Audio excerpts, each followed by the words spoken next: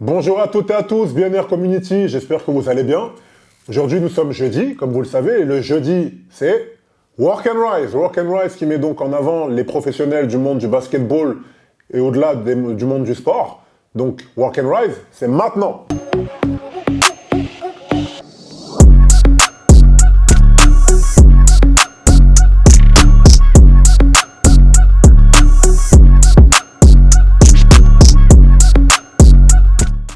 Aujourd'hui, nous recevons une invitée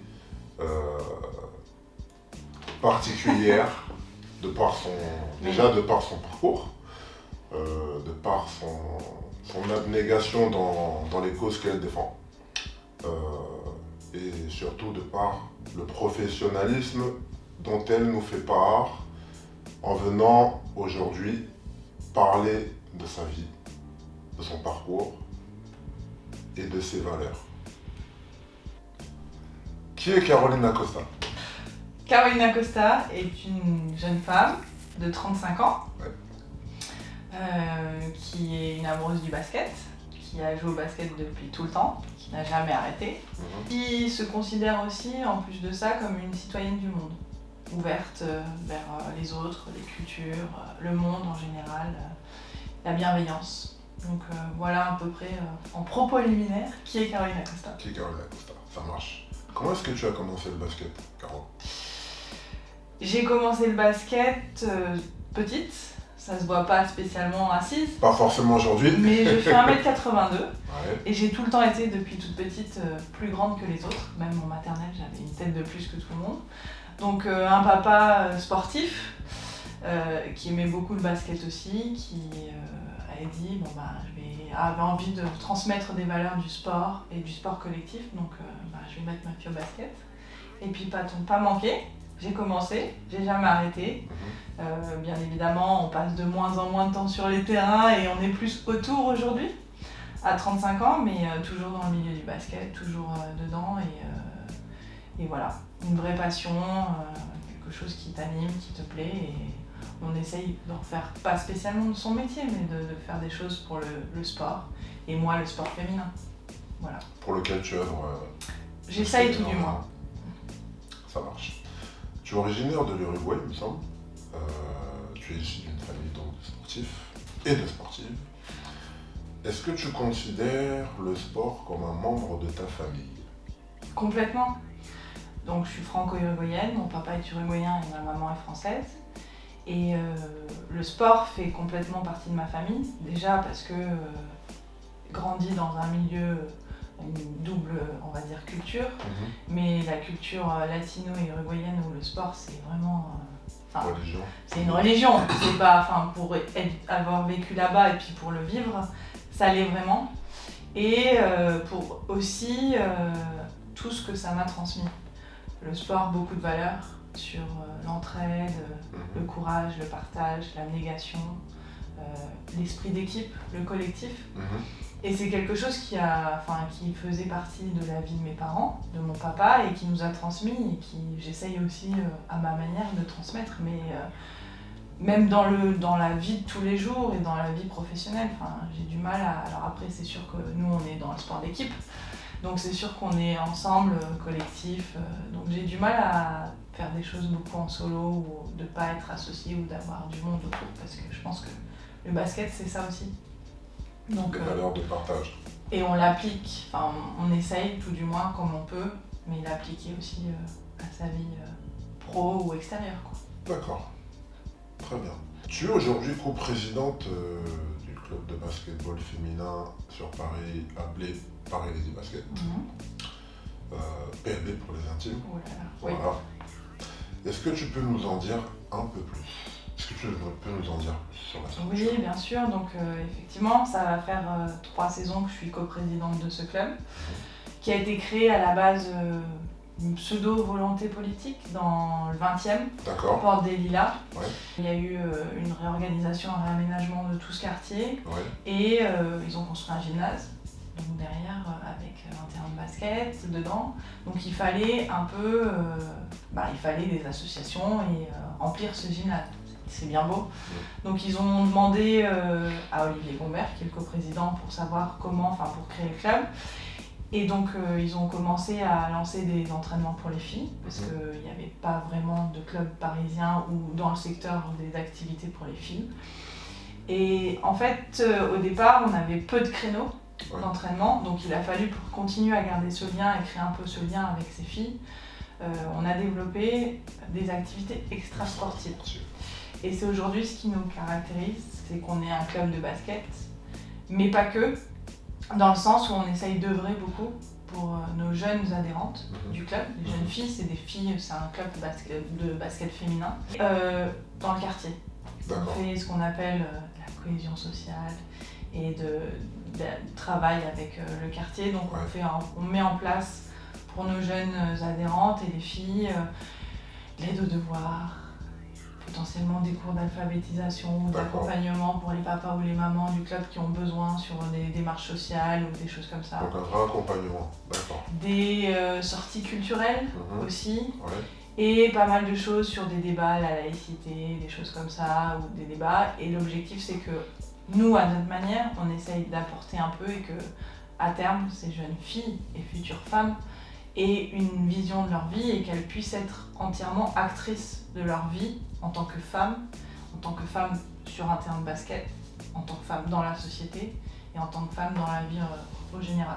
D'accord. Donc on se dit pas, c'est pas nous qui changeons tout, mais on essaye à notre manière, avec un public précis, de les aider à aller, ces jeunes filles, ces jeunes femmes, sur ce chemin-là. D'accord, donc c'est un peu une manière, c'est un peu ta manière et la manière de ton équipe d'impacter la nouvelle génération de... Exactement, on essaye, c'est un club qui est issu des QPV, donc politique de la ville. Voilà, politique de la ville, les quartiers avec une population parisienne ou des alentours, parce que Porte des Lilas, on touche aussi, il y a des filles qui viennent de Montreuil, Bagnolet, les Lilas, le 93, et qui n'ont pas la chance ou la possibilité de l'ouverture, parce que leurs parents travaillent, parce qu'ils sont sur d'autres choses, de faire tout ça. Donc on essaye de les aider et de les impacter.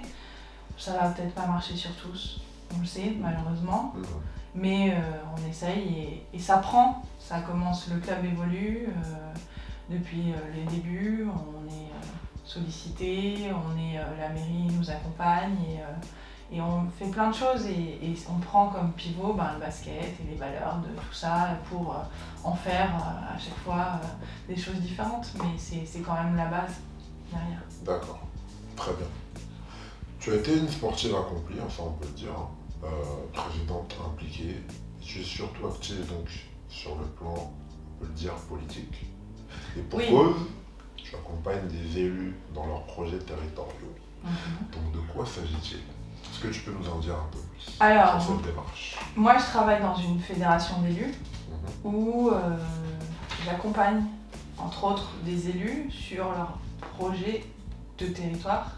Mais sur des choses particulières, c'est sur tout ce qui s'appelle l'économie mixte, c'est un service public où en gros l'État ou les villes, les collectivités s'allient avec le privé pour créer des entreprises ou une structure pour un service public. Donc ça peut être une crèche, ça peut être un service de transport, ça peut être par exemple la gestion de la Tour Eiffel à Paris est gérée sous ce type de modèle.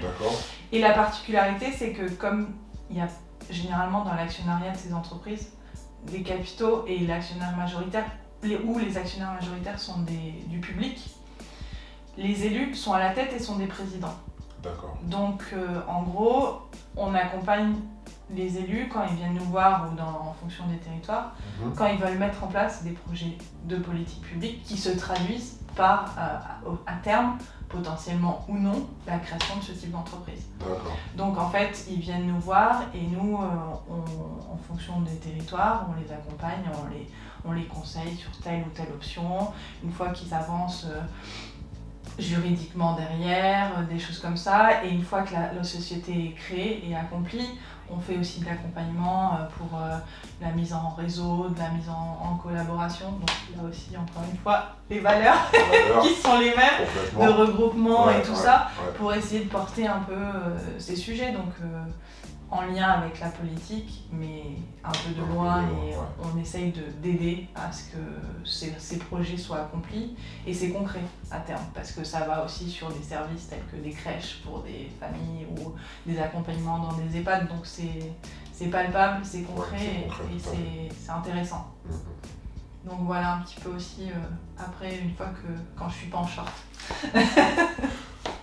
Plus sur le casual, et sur ces aspects, donc, on va dire, de politique et de côté social avec l'appareil politique.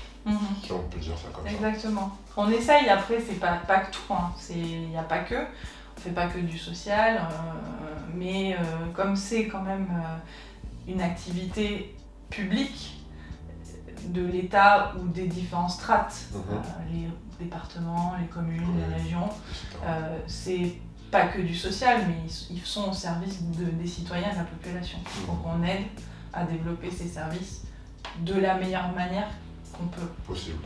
Ouais. C'est pas forcément évident. Voilà. Non, tout ne pas prendre en compte. C'est sûr qu'en fonction des collectivités, des mouvances politiques des uns et des autres, ça diffère. Mais ça, c'est différent. C'est autre chose. D'accord. Bon, très bien. Écoute, Caroline, on arrive pratiquement au terme de l'interview déjà. Est-ce que tu aurais un dernier mot à dire à nos jeunes qui souhaiteraient devenir professionnels un jour, notamment les jeunes filles qui rêvent de LF1, voire de WNB, pourquoi pas, pour les meilleures d'entre elles? Beaucoup de choses. Vas-y. Rigueur, Ouais. abnégation, mentale, c'est important. Et aussi, ce que tu fais toi ou ce que tu aimerais faire, c'est accompagnement, et que un bon joueur n'est pas qu'un bon joueur sur le terrain. Exactement. Il est aussi un bon joueur à l'extérieur du terrain. Ça passe par potentiellement, on ne dit pas qu'il y a nécessairement besoin de faire des études, mais une intelligence de jeu, de vie, une manière d'être, d'ouvrir, pas complètement dans le basket et encore, mais c'est être en contact avec son public, c'est important, être ouvert, satisfait, remercier. On voit certaines joueuses pro qui sont dans des clubs qui passent comme ça devant tout le monde, parce que ces joueurs pro sont des modèles pour les petites filles d'aujourd'hui, et donc c'est important de laisser... et il y a des choses des impacts ou des choses qui restent dans les têtes de ces jeunes filles ou ces jeunes garçons en général. Bien sûr. Et donc voilà, et c'est encore, je pense, encore plus dur, malheureusement encore aujourd'hui, dans la société dans laquelle on vit, même si elle évolue.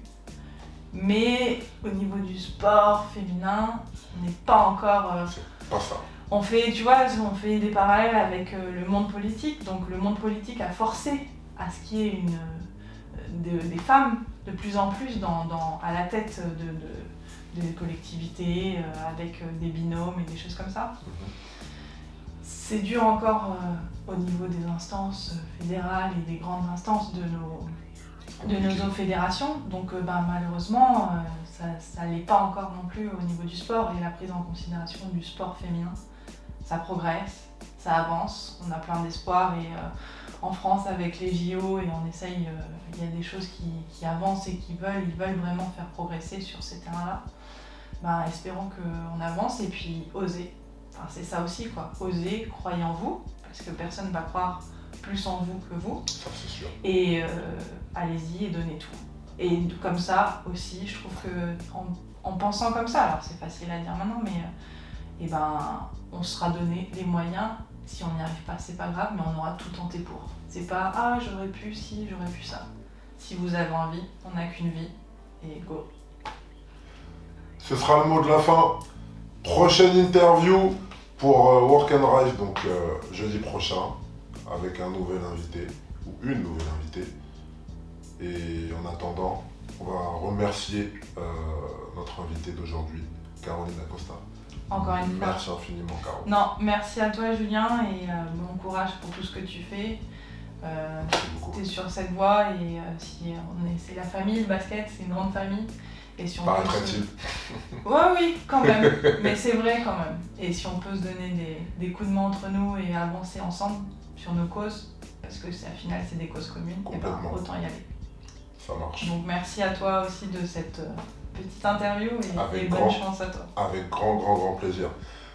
Merci beaucoup à toutes et à tous. Donc prochain rendez-vous jeudi comme je vous le disais. Ball and Rise, the future is now. Ciao.